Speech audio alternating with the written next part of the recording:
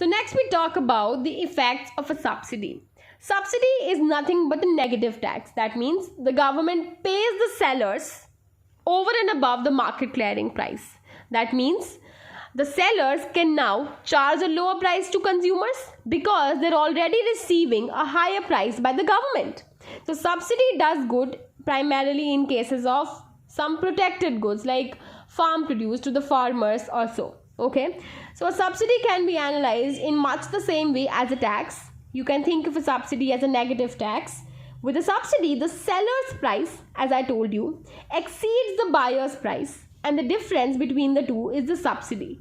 Now consider this diagram where the initial equilibrium is P naught Q naught, and because of a subsidy, the government promises the sellers to pay a price of PS, and since the government has said that I'll pay you a price of PS, the suppliers can do good by charging the buyers lower, that is a price PB, such that this entire benefit is equal to S, that is the subsidy.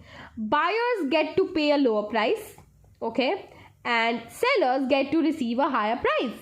And the difference reflects the subsidy enjoyed by both the suppliers and the buyers. Now again, the market clearing will be characterized by these four conditions.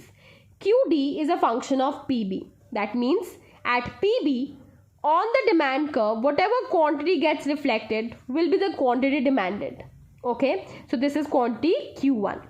And then QS is a function of PS. That means at a price of PS, whatever quantity is reflected by the supply curve will be the quantity supplied. That is quantity Q1. And equilibrium will be characterized by quantity demanded equal to quantity supplied.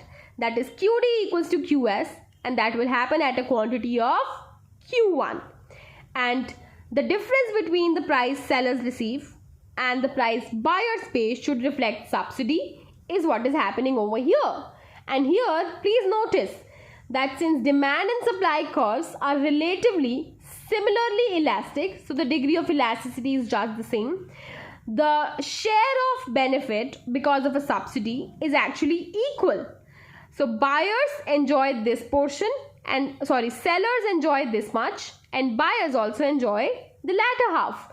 That means because of the relatively similarly elastic supply and demand curves, the buyers and sellers enjoy the subsidy equally split between them. So that was about effect of a subsidy. Thank you for watching the video.